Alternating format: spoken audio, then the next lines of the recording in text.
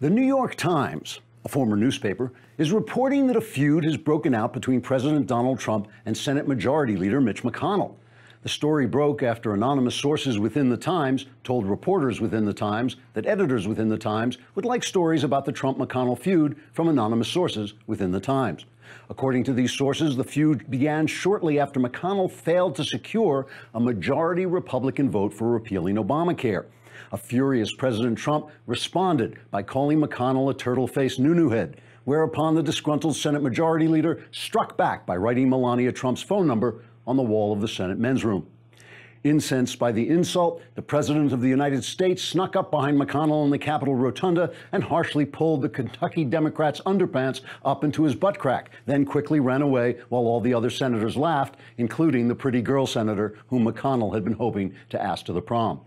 According to sources, McConnell planned his revenge in secret for weeks and ultimately managed to rig a chain around the rear axle of Limousine 1 so that when the presidential motorcade was heading out for a shake and a burger at Big Al's Drive-In, the back tires of Trump's car were suddenly yanked clean off. It's a prank that will likely be remembered in the Senate until they're all voted out of office as they deserve.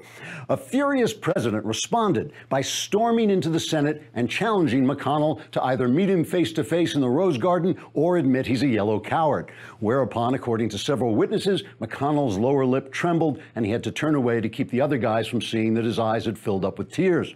According to sources, the frightened McConnell considered running away from home until the kindly coach of the Senate gym sat him down and gave him some wise advice about how sometimes a man has got to stand up and fight even though he's afraid. Inspired by this heart-to-heart, the Majority Leader kept his appointment with the president in the Rose Garden, and the two men started punching each other and ultimately rolled off behind a rose bush, above which witnesses said they could only see a roiling cloud of dust and several objects flying into the air, including a red tie, a pair of spectacles, and some dentures.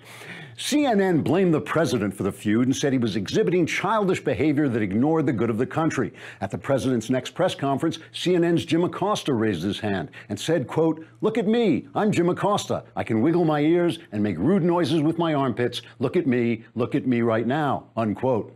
Acosta then pulled down his pants and shook his naked backside at the president and ran away with an angry Trump chasing after him. It's pretty much business as usual in Washington. Trigger warning, I'm Andrew Klavan, and this is The Andrew Klavan Show. I feel hunky-dunky, life is tickety-boo. Birds are winging, also singing hunky-dunky-doo. Ship-shape, tipsy-topsy, Lord is zippity-zing. It's a wonderful day, hurrah, hooray, it makes me want to sing. Oh, hurrah, hooray. Oh, hooray, hurrah. I knew I wasn't going to get through that without laughing. We should bring back the little thing, the ticker that tells how many days I've made it through without laughing. Oh, boy. The Klavanless weekend is here already. So fast. I know. It really zipped by. There's a lot happening this week. Luckily, Michael Knowles and I are working around the clock on a cure for the Klavanless weekend. We have our own podcast that we're doing in our spare time. It's my new fantasy thriller. I don't know what to call it. I'm kind of experimenting with a new genre, thriller fantasy novel that Knowles is going to perform as a podcast. We're going to unleash this story soon, probably in September. Today, we have Dr. Everett Piper, who wrote this really interesting and very readable book, Not a Daycare, The Devastating Consequences of Abandoning Truth, which is about our universities. So, you know, he has got a couple of stories. The book starts with a story that is really quite unbelievable. In the meantime, you might want to, get a shave because you want to look good when the college guy who runs a college shows up. And the best way to do that is through the DollarShaveClub.com, which I love talking about because I was a member of the Dollar Shave Club years before I started having them as a sponsor. In fact, doing this commercial actually cost me money. I'll tell you why. They have these different ranges of razors. Like they have the small one with just 2 blades, they call it, a small one with 2 blades. And then they have, I think it's called the executive razor with it has 157 blades, I think, So I was using the small small one, which only costs like $1. It's like $3 a month or something like this. And they send it right to your door, and you just put it on. It comes automatically. You don't have to think about it. And you can just replace your blades every week, have a fresh blade, and they're really good shave. And I was getting a great shave. But because I did this commercial, they said, well, why don't you try? We'll send you a free executive. And it's so good. It's like, it's more expensive, but it is such a, I mean, it's like got so many blades on it that 10 minutes after your hand passes over your face, it's still actually shaving you. You know, it's like while you're having breakfast. And they've got all this other stuff. They've got, you know, Dr. Carver's shave butter, which is actually better. I found it was better than shaving cream. It really is terrific. And for a limited time, new members get their first month of the executive razor with a tube of their Dr. Carver's shave butter for only $5 with free shipping.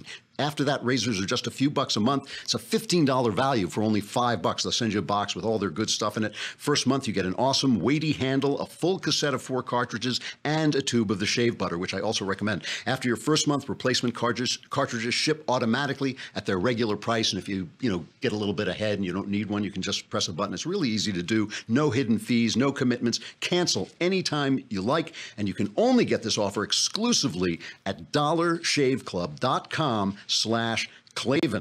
That's dollarshaveclub.com/Klavan. Spell Klavan. Oh, I was going to say DOLLAR, but it's KLAVAM, dollarshaveclub.com. dollarshaveclub.com/Klavan. Really terrific. And that executive thing it's an unbelievable shave. So we got to take a quick look at the aftermath of that, just like incredibly amazing press conference with the press. Now the press is lying to cover up the fact that they were destroyed, right? So they're just rewriting the story. I love the press. You know, we've gotten so crazy. Did you hear the story about ESPN? Did you hear this? Robert Lee. I know they took this guy. He's an Asian American sports announcer named Robert Lee, and he was going to announce the UVA game, the University of Virginia game, Charlottesville. And so they took him off because his name was the same as the Confederate general. But they issued a clarification today. They actually did issue a clarification saying the problem is that he actually is the Confederate general. He has been hiding out as a statue all this time and then came back to life as an Asian man to bring back the Confederacy with all Asians this time. So it's really, it was a master plot. So luckily ESPN caught it in time. Anyway, so yesterday, right, the day before yesterday, Trump makes this incredible speech, lashes out at the press, just hammers them, and the press falls apart. They absolutely fall apart. Meanwhile, the left is rioting in the streets after all this time of being told that no, there's not violence on both sides. The left is rioting in the streets. Here is CBS's report the next morning. Listen to who's to blame. And by the way, there were very, very few Trump supporters out there. It was just a protest. Let's listen to CBS. Good morning. This is where thousands of protesters and Trump supporters were gathered before the rally. They were very vocal, but largely peaceful. All of that changed, however, after the president spoke, and a small group of protesters ignored police orders to leave.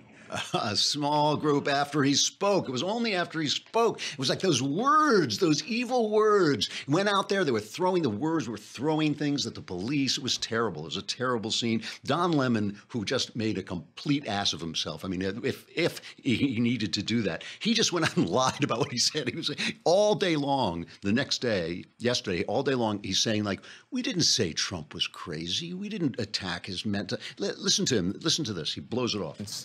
When people criticize and say, oh, well, they're questioning the president's sanity and all of that, they know better. They're doing it just because to make a political point of some sort. Yeah, what could they have possibly seen? Play what Don Lemon said that day. This is 6. He's unhinged. It's embarrassing. And I don't mean for us, the media, because he went after us, but for the country. This is who we elected president of the United States. A man who is so petty that he has to go after people who he deems to be his enemy, like an imaginary friend of a 6-year-old. His speech was without thought. It was without reason. It was devoid of facts. It was devoid of wisdom. There was no gravitas. There was no sanity there. He was like a child blaming a sibling on something else. He did it. I didn't do it. He certainly opened up the race wound from Charlottesville. A man clearly wounded by the rational people who are abandoning him in droves, meaning those business people and the people in Washington now who are questioning his fitness for office and whether he is stable. But other than that, he was completely objective. And I also love the way the press just hammers this guy, hammers him. Something like 90% of their stories are negative. And then how petty is he to strike back? You know, you talk about it's like your kid's sister, like, you know, setting your toys on fire, and then when you go after her, it's like he's coming after me, you know, and I'm just a girl. You know, the important thing, after you get a terrific shave with that crazy razor, you can then go out and eat your clean-shaven Omaha steaks, which are. You haven't been here. My son is here, Spencer. Again, you're going on Michael Knowles' show. That's the plan. You poor guy. I'm sorry. You know, I don't know what I did. I walked in here one day, and suddenly I'm like, you know. Well, I think that you know, you'll make Knowles look bad, but try not to make him look too bad. I'll be wearing a disguise. Okay, fair enough. But you haven't been here since we got these Omaha steaks. No. Oh man, they are so good. They've sent us these boxes. You know, now they have this new thing. These are the Omaha Steaks skillet meals, and they cook up. They serve two. Each one of them serves two, and they cook up in a skillet. All you need is a skillet. They send you this whole thing so they get steak au poivre. You know every language. Au poivre means pepper steak. With what? With peppers? Pepper. Isn't au poivre pepper steak? What's that? Because they have steak au poivre, but they also have Asian pepper steak, chicken piccata, tempura orange chicken, Indian curry chicken, Moroccan beef with couscous, plus 4 free Omaha steak burgers, 4 free gourmet jumbo franks, which are incredibly good. They just don't taste they really don't taste like other steaks. There's something they do. I don't know what it is, but they're just great. It's a couple of minutes, like 15 minutes from the skillet to your table. It's a trusted brand known for quality, made with all premium ingredients, no stress meals. Everything is included, no shopping. The meals are delivered to your door. It's 100% guaranteed. I got to find how you can do this, right? Because it's on the next page. So we're having a party at your week. Just for my listeners, this exclusive package is only $49.99. All that stuff I just read is only $50. Go to omahasteaks.com and type Andrew in the search bar and choose your Omaha Steaks skillet meals. Again, visit omahasteaks.com and enter code Andrew in the search bar to get these all new exclusive meals for just $49.99. Really good value, but really, it's just good food. I mean, that's the only thing. So Trump also took a different tone yesterday. Trump was signing legislation. This is the thing he's getting no credit for. You know, he really is going after the VA. You know, these terrible scandals at the VA, these veterans who can't get their benefits and they're getting terrible health care. I mean, essentially what we're doing is we're condemning veterans to Obamacare. We're condemning veterans to government health care. But he is making it possible to fire people, so important. And he's got this new Veterans Appeals Improvement and Modernization Act, which streamlines the process of veterans appealing claims over disability benefits. So he goes out and he took a slightly different tone than his Phoenix speech. Here's Trump. It is time to heal the wounds that divide us and to seek a new unity based on the common values that unite us.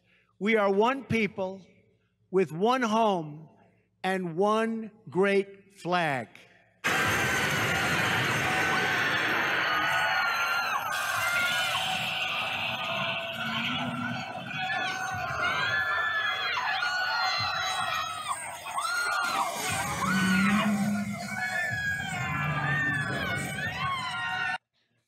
Okay, he went a little off script there after he had it for a minute there. We had teleprompter Trump, and then it was just Godzilla destroying everything. But the thing that always gets me about Trump is, like, no matter what he does, and there are times when I love him and times when I hate him. There's all he's just that guy. He's just a huge personality, huge flaws, some really good things that he's done, but no matter what he does, I look at the other side, and they're just so bad. I mean, Hillary Clinton has her new book coming out called What Happened. I mean, that's what it says, but you have to read. Yeah, exactly. You have to read it, though. You have to read it in the right tone of voice. It's what happened?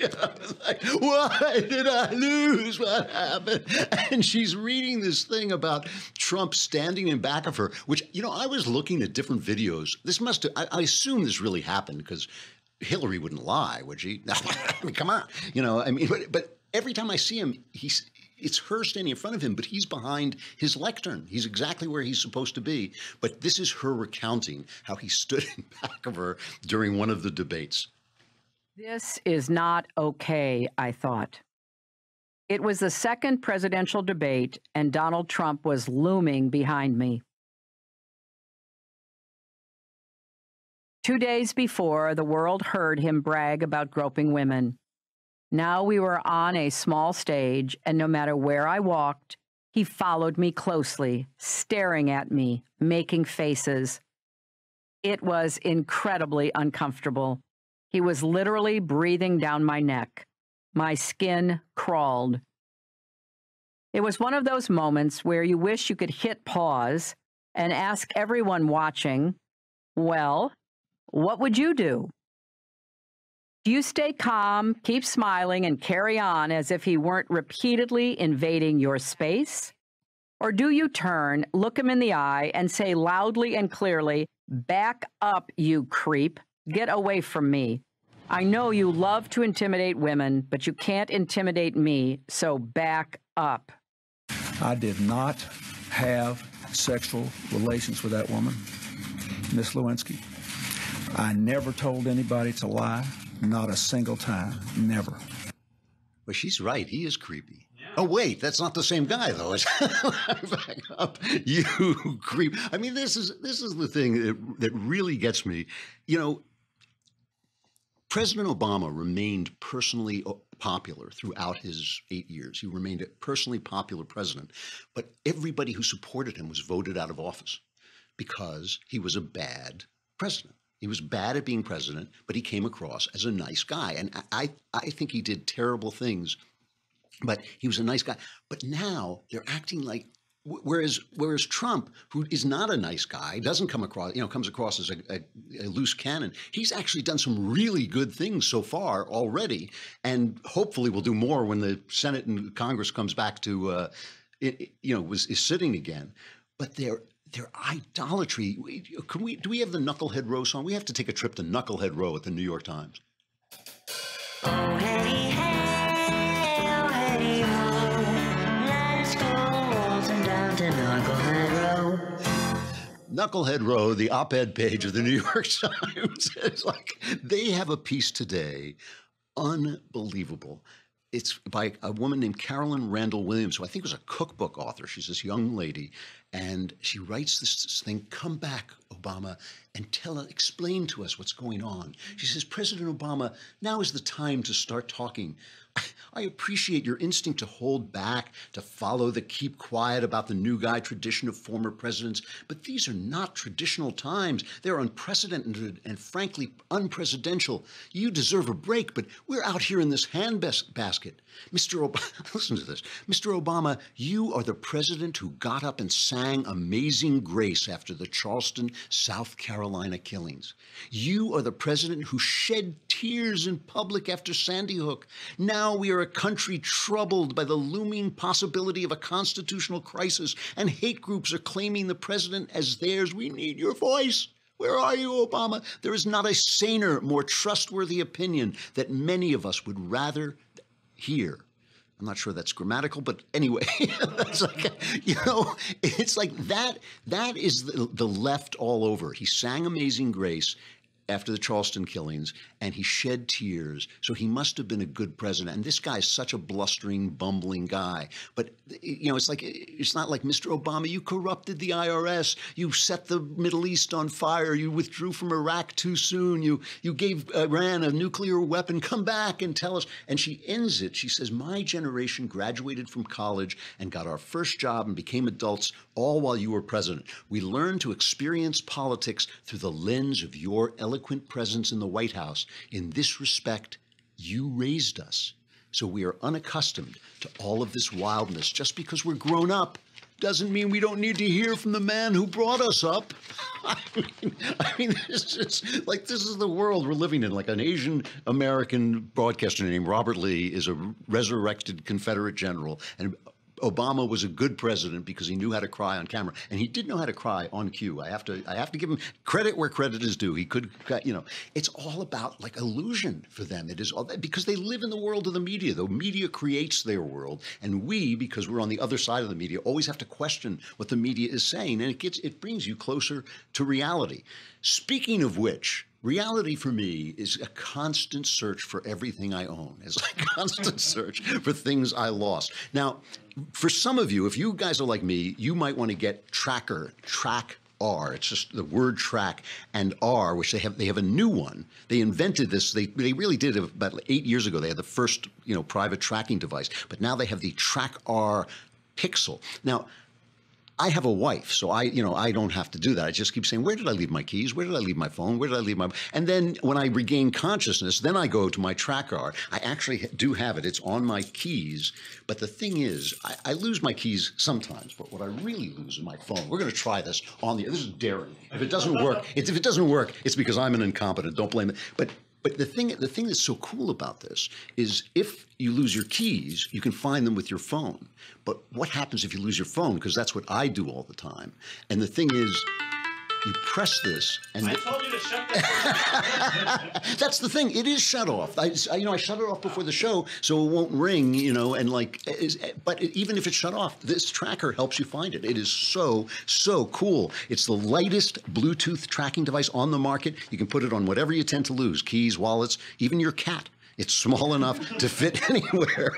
I'm not sure I want to get that close to my cat. When you misplace an item that has a TrackR Pixel attached, you use your smartphone, and a 90 decibel alert will help you find it in seconds. It even has powerful LED lights, so you can find anything even in the dark. It's pretty amazing stuff. Locate your item even if it's miles away, because it's like, that thing Waze where everybody tells you what the traffic is ahead of you. It's like that. You can have a community of people helping you find it, and it's got a 30-day money-back guarantee, so you truly have nothing to lose.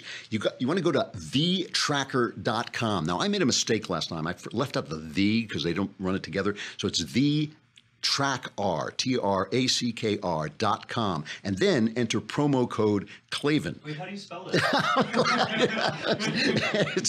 It's K-L-A-V. Should be for TrackR. It should be K-L-A-V-N, but in fact it's K-L-A-V-A-N. And if you spell it right, you get 20% off any order. That's the TrackR.com, thetrackr.com, thetrackr.com. Promo code Klavan for 20% off. Thetrackr.com. Promo code Klavan. Do we have Dr. Piper? Yes. Oh, great. All right, bring him on. Let's start. Hi, Dr. Piper. I'm glad you're here. Dr.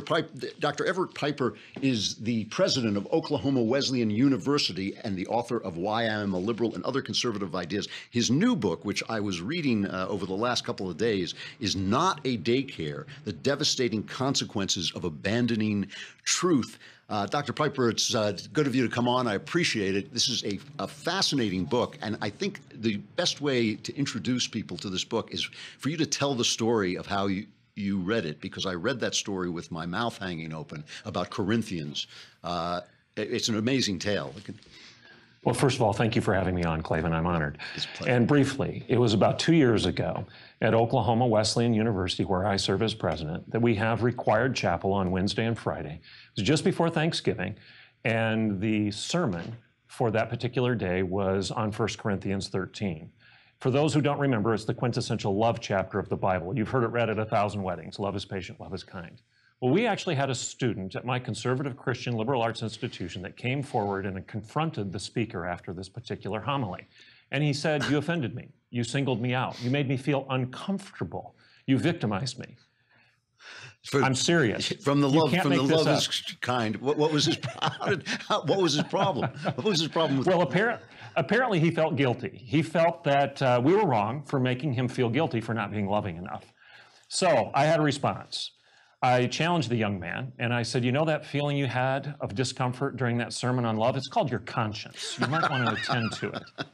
And then I suggested, You know, at Oklahoma Wesleyan University, as any good university should, we're going to challenge you and we're going to confront you. We're not going to coddle you and we're not going to comfort you. We actually expect you to grow up and become a man of character rather than sit around and be selfish and self-absorbed and narcissistic in your sin. So if you feel guilty during a sermon or an altar call, good.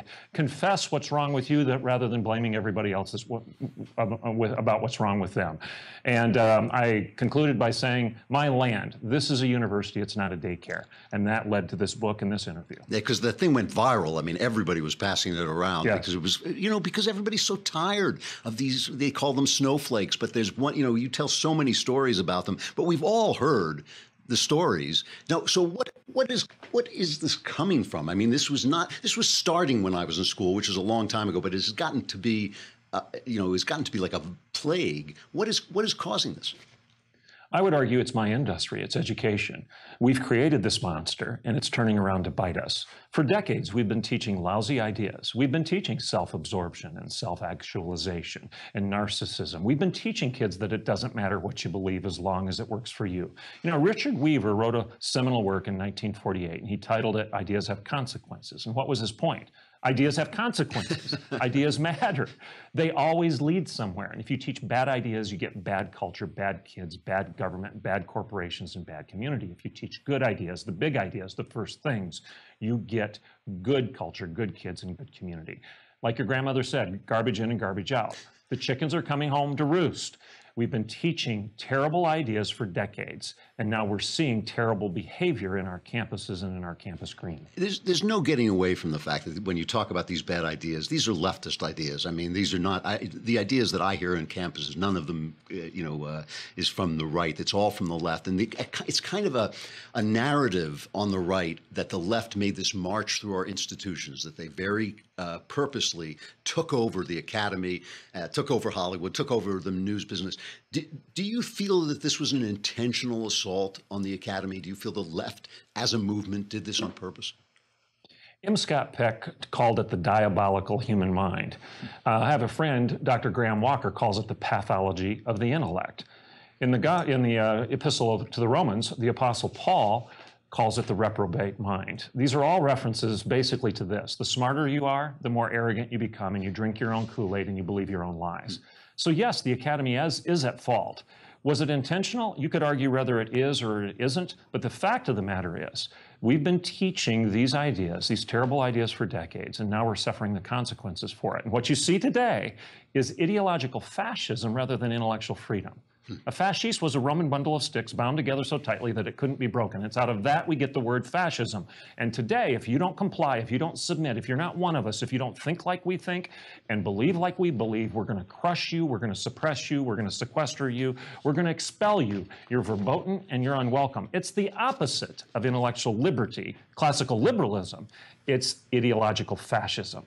Well, we're talking about this book by Dr. Everett Piper, Not a Daycare, The Devastating Consequences of Abandoning Truth. Now, the book, Oklahoma Wesleyan University is a Christian school, and you talk a lot about Christ and teaching Christianity. And I've argued for a long time that we need a revival at the intellectual top rather than a tent revival. We need one in our academies and in our with our intelligentsia, which I actually believe is happening even as you and I are sitting here talking about it. But not every school is a Christian school.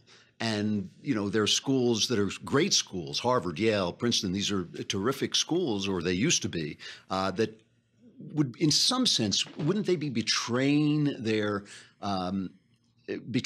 brief to be teaching Christianity as if it were the truth? I mean, is that a problem? Actually, no. Let me explain why, in my view. And this is the beauty of a liberal arts academy. You and I could debate that. Harvard and I could debate that. But Harvard and Dartmouth and Princeton and Yale and all of the Ivy League institutions, with the exception of one, were founded explicitly in a Judeo-Christian ethic. Harvard, for example, had its original mission statement that said, to lay Christ at the bottom as the foundation of all learning.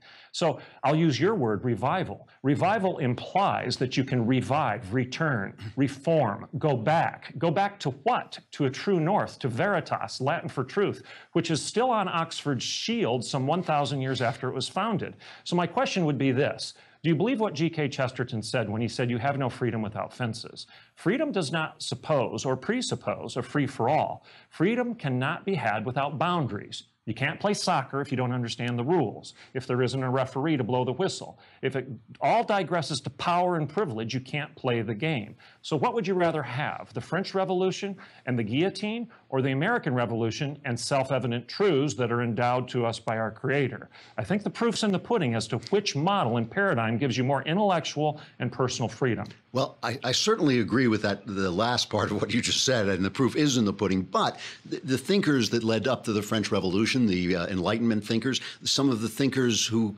came after, who were anti-religion, thinkers like Nietzsche and people like, who basically opposed the entire idea of God. Would you not teach them?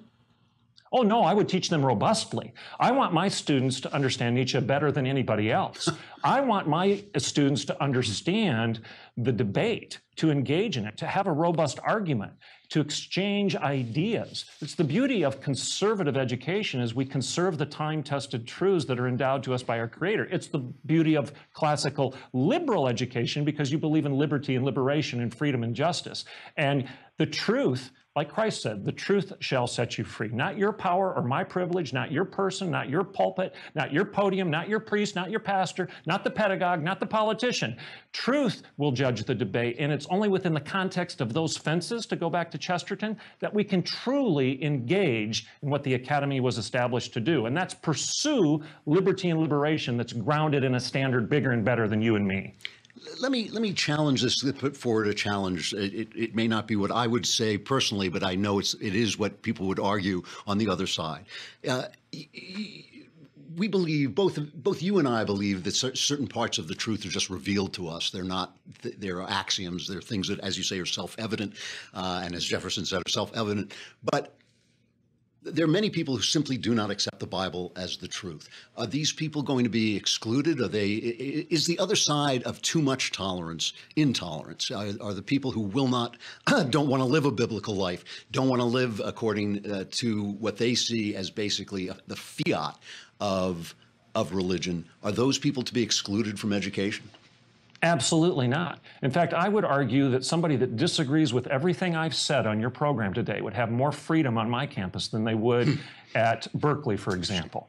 You can come to Bartlesville, Oklahoma, and engage in this discussion with me with much greater liberty, liberation, and freedom to disagree with me at my campus than you would have at Berkeley. The proof is there. Milo, for example, whom I disagree with on a lot of things, would enjoy more intellectual freedom here. That does not presuppose or assume that I'll agree with him. And in fact, we may disagree robustly, but we can have that debate. We can have that disagreement. We can exchange ideas in a civil and tolerant fashion without saying, I can't tolerate your intolerance and I hate you hateful people and I'm sure that nothing is sure, and cut off the very branch upon which we sit. We actually believe there's an answer at the end of the day, and the belief in that answer gives us the freedom to pursue it. All right, a couple more practical questions. One of the things that always puzzles me is why parents of basically conservative bent send their kids to these schools. And I mean, people shell out a lot of money for these schools, as I well know, and you save up your whole life to be able to do it. And sometimes these kids go into debt. Why do the parents keep doing it? And how can you get them to stop? They're crazy. I mean, it's, okay, it's nonsense. Simple answer. Yeah. But stop. Your question is the perfect summary to this interview. What in the world are you doing? You spend 18 years of your life training up your child in the way he should go so that when he is old, he will not depart. And in the first 18 minutes, as you drive away from your campus of choice, they're taking pride in tearing his heart, mind, and soul out. Why would you do that? Why would you pay for that? Parents need to start paying, start voting with their pocketbook and their feet. They need to stop sending their kids off to these institutions that teach this pablum and send them to a school that actually believes that there's a right and wrong answer at the end of the day. I'll close with this. I don't give you a degree in opinions at Oklahoma Wesleyan University. I don't say you majored in an opinion. I actually hope you learned something. Opinions lead to bondage and slavery. Pol Pot had an opinion. Mao had an opinion. Robespierre had an opinion, and it did not end well. Christ said, you shall know the truth, and the truth shall set you free. Which paradigm do you want for your kid? Which one will lead to a freer culture and freer society? Well, I think a lot of people are going to feel, I think you are, fighting against the tide, but that doesn't mean you can't win. Not a Daycare, The Devastating Consequences of Abandoning Truth by Dr. Everett Piper. Dr. Piper, thank you for coming on. I appreciate it. Very interesting. I'm honored. Thank you for having me. Thanks a lot. I have to say, I wrote, it was right after Obama won again. I wrote a piece that's still up on City Journal. You can find it, called The Long Game, in which I said, conservatives typically neglect the culture. And among the things that we have to do is we really have to start arguing for a revival at the intellectual top. I mean, this is the thing. The idea of relativism has played itself out. It makes no sense. The idea of multiculturalism was disproved on September 11th. These things have fallen apart, and we can make the argument, but it's a tough argument to make because I think religion is, obviously religion in the modern world is going to look different than medieval religion. The medieval people didn't know as much as we know. We were talking, Spencer and I were talking before about C.S. Lewis's idea that in the Middle Ages, they saw the sky as the dome of a cathedral, whereas we see it as infinite, meaningless space. But you can't stop seeing it as infinite space. It is infinite space. You can't stop seeing it. You can't continue to believe that the sky is a dome once you've sent a rocket up through it. So we're going to have to make sure that our religion addresses a scientific world instead of, closing our eyes to the things that science has taught us. If you don't think this is a big deal, I mean, there's so much stuff going on the left right now. This is the thing that really gets me. If Donald Trump is so evil, why is it only the left trying to silence people? Why is it only the left that assaults the Bill of Rights? If Donald Trump is such an evil guy, when was the last time Donald Trump did anything to get in the way of the practice of our religion, the free expression of our religion, like Obama did when he sued the Little Sisters of the Poor? The Little Sisters of the Poor. I mean, how much of a villain do you have to? You have to twirl your mustache to go after the Little Sisters of the Poor to force them to pay for contraception. I mean, it's like when he did that, I was like, I thought, gee, if there were any media at all, if we had any honest media, they would be looking at the President of the United States saying, you are using the power of the government to go after the Little Sisters of the Poor. It's like, no, Mr. President, don't make us pay for. Yes, you will pay for contraception, Little Sisters of the Poor. You will pay, or I'll tie you to the railroad track. But I mean, he got away with it because the press wouldn't do it. If Donald Trump is so evil, why are the only people who want to get rid of the right to free speech on the left? Why is that?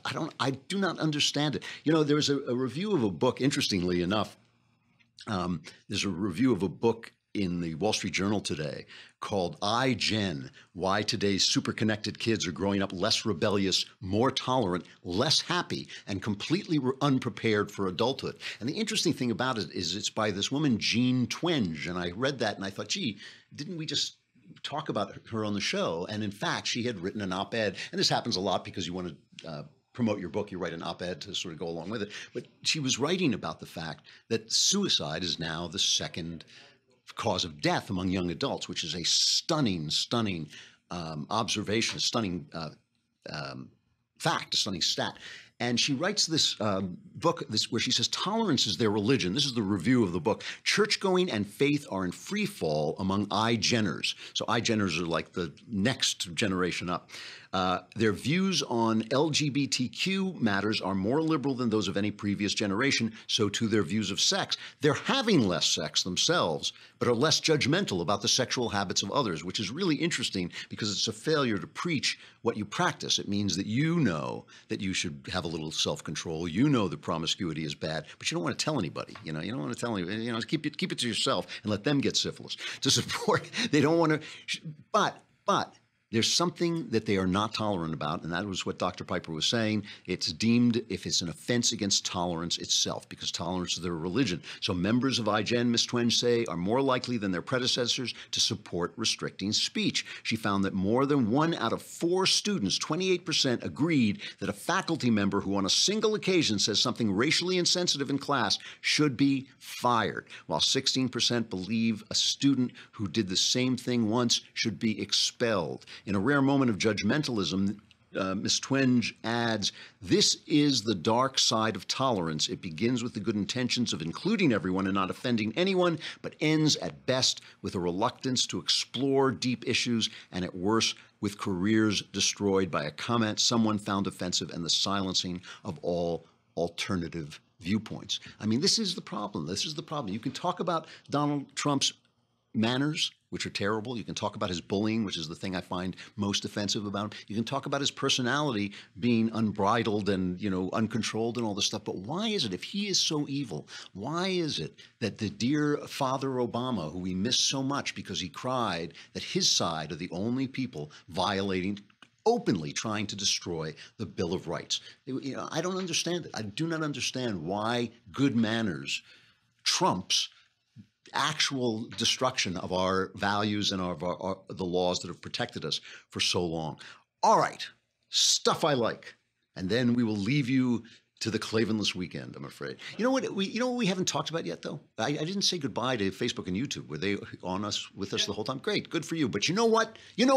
We let you stay on, but that means that's another reason why you should subscribe. It's only a lousy $10 a month. What are you waiting for? $10 a month, and you get to be on the mailbag if you. Yeah, you can just subscribe for the month and be in the mailbag, and we'll answer all your questions, save your life, change your life. It'll be an amazing experience. But if you subscribe for the year, it's just $100, $99.99, and keep the penny and don't spend it all in one place.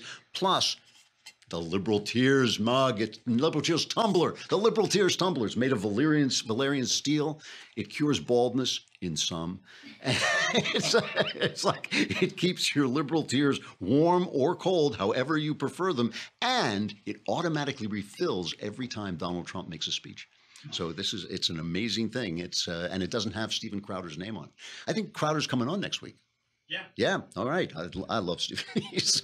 We're going to let him out of his padded cell and bring him over. Stuff I like. I am not and have never been a Saturday Night Live fan. I think it is a self-indulgent, mostly unfunny show. I think every 6 weeks they do something kind of amusing. But there is one routine they did. It's not that long ago, called Black Jeopardy. And they had one thing with Tom. I want to say Tom Hanks, thanks. I always want to say Tom Cruise. It was Tom Hanks, who was fantastic in it. And the concept of Black Jeopardy is obviously it's black people playing Jeopardy, and they have these kind of weird, categories like, I don't know, will be the category. And the answer is, what is, I don't know. And so they have but one of the contestants turns out to be a Trump-supporting white guy with a beard played by Hanks. And they start going down the line, asking questions. And here's just a bit of it. It's so brilliant because basically it destroys identity politics, right? It's like it says there's no difference in the races. It's all culture, and their culture is essentially the same. It is a brilliant, brilliant piece of satire. And with that, we're going to leave you flying blind into the Klavanless weekend. I hate to do it at this point. God, last week it's violence, people getting fired. It's awful. It's awful. But if you survive, we will be here again on Monday, and we will explain the devastation to you. I'm Andrew Klavan. This is The Andrew Klavan Show, and we'll see you then.